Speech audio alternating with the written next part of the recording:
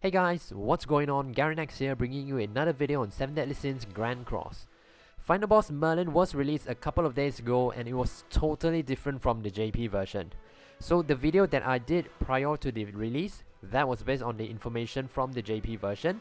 So that video is pretty much useless now.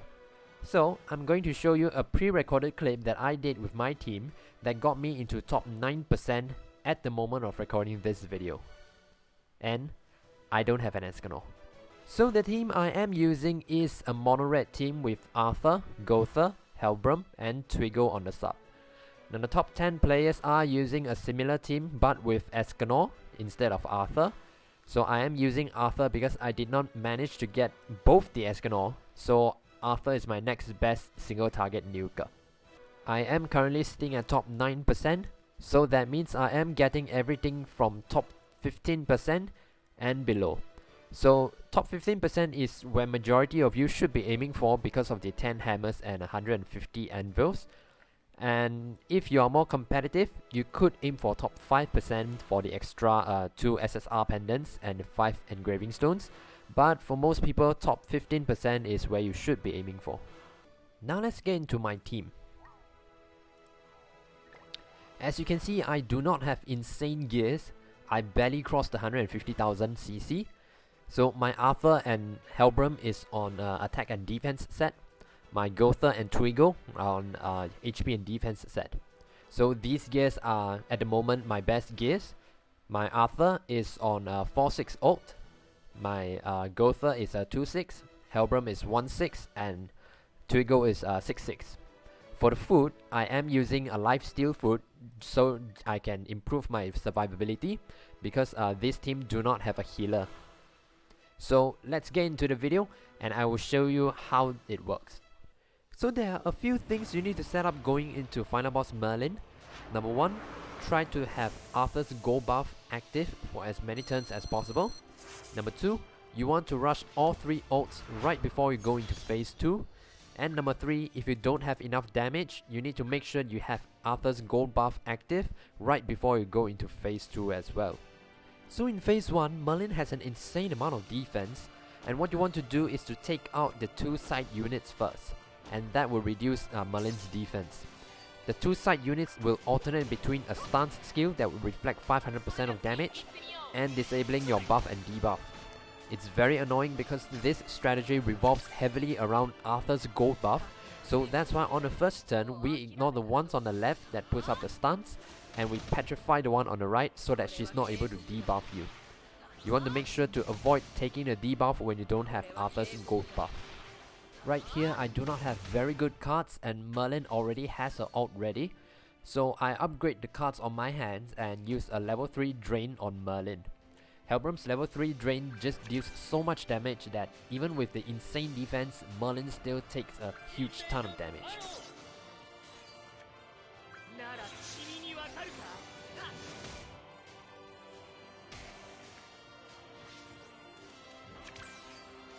So now I have some really good draws because I need Helbram to do a lot of controls. And I wanted to buff up the team with my gold buff but was disabled already. So I continue to work on taking down the 2 side units. Helbram is a fantastic unit in Final Boss Merlin, not only because he's able to control Merlin's ult gauge, but his petrify skills cancels the reflection stance as long as you deal damage to the unit. So you don't have to waste too many turns waiting for the stance to go off, you can actually use the petrify skill and deal damage as well. Just make sure that it's a level 2 so that it actually petrifies.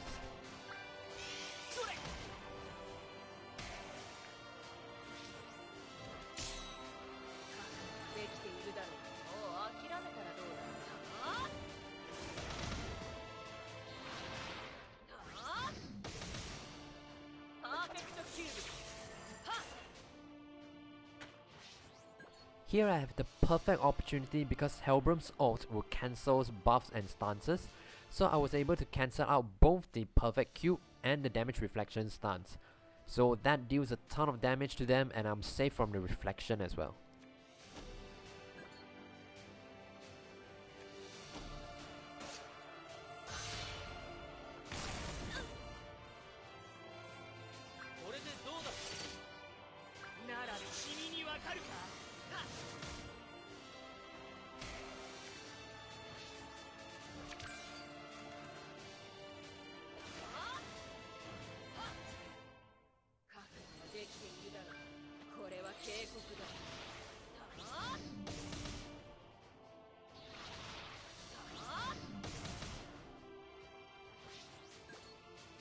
Here I see that the two side units are almost dying, and I'm able to use my gold buff, so I decided to kill the side units and just take Merlin's ult. It's relatively okay to take the ult because this team has so much HP because of Twigo on the sub, and I also have Arthur's gold buff active, so it's not that scary to take the ult.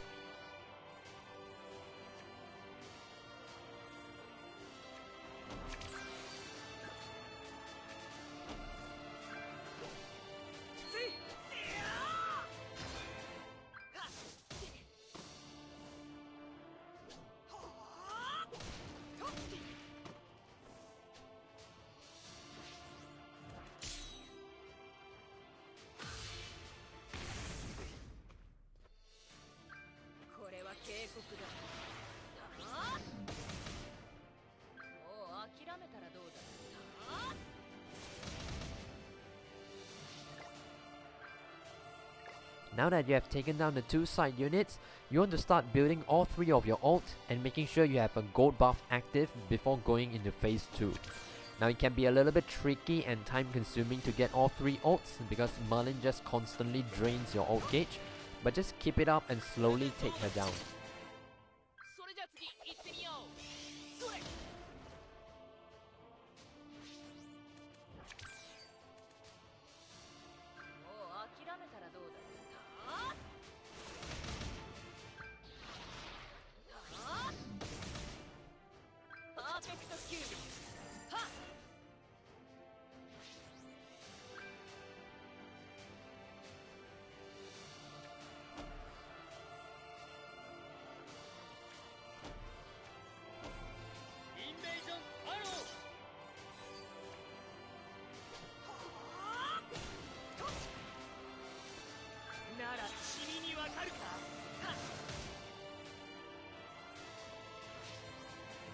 I was really lucky to keep drawing Helbram's drain cards because that allows me to constantly drain Merlin's ult gauge and also quickly cut down her HP.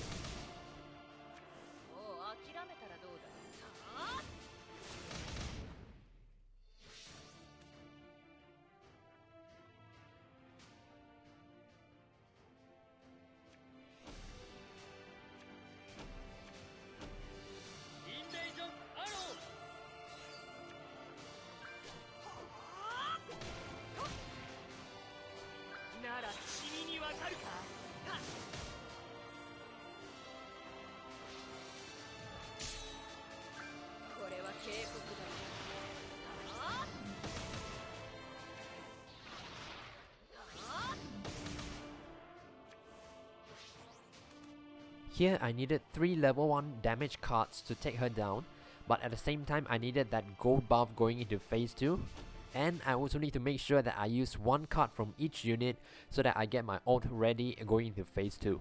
So I was contemplating on what to do. In the end I went for the gold buff plus an upgrade and used a level 2 drain from Helbram, and that took down Merlin.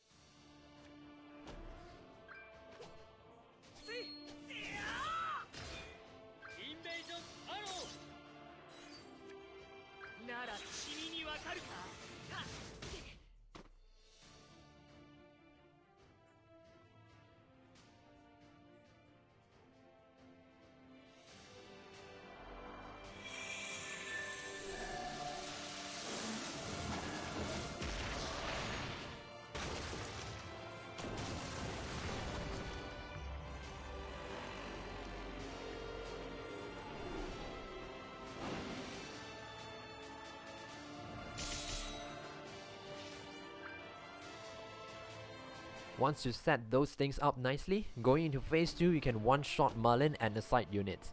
So I went with Helbram and Gotha's ult for the AoE to take down the 2 side units, and that lowers Merlin's HP, and then I finish it off with Arthur's ult.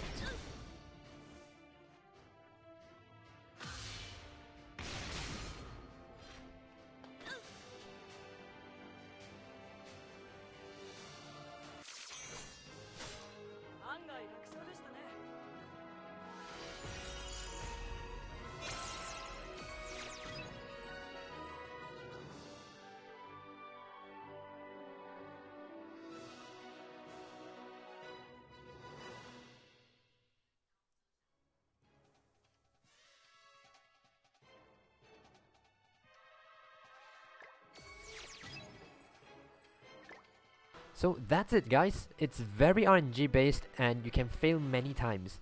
But once you have gotten a score that you're satisfied with, you can farm the lower difficulty for coins to buy the items in the shop. But there's something I would like to point out in the shop because Netmarble has done something differently this time.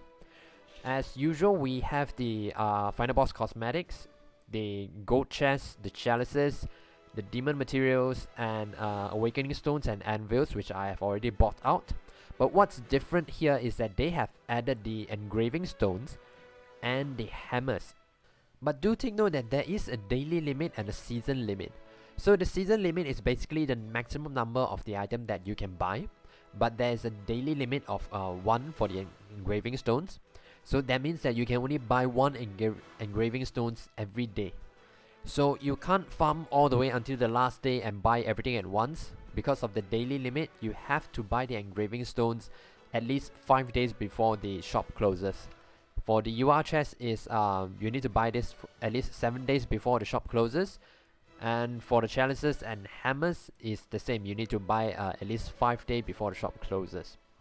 As for the priority of which one you should buy first, it really depends on how urgently you need some of these items.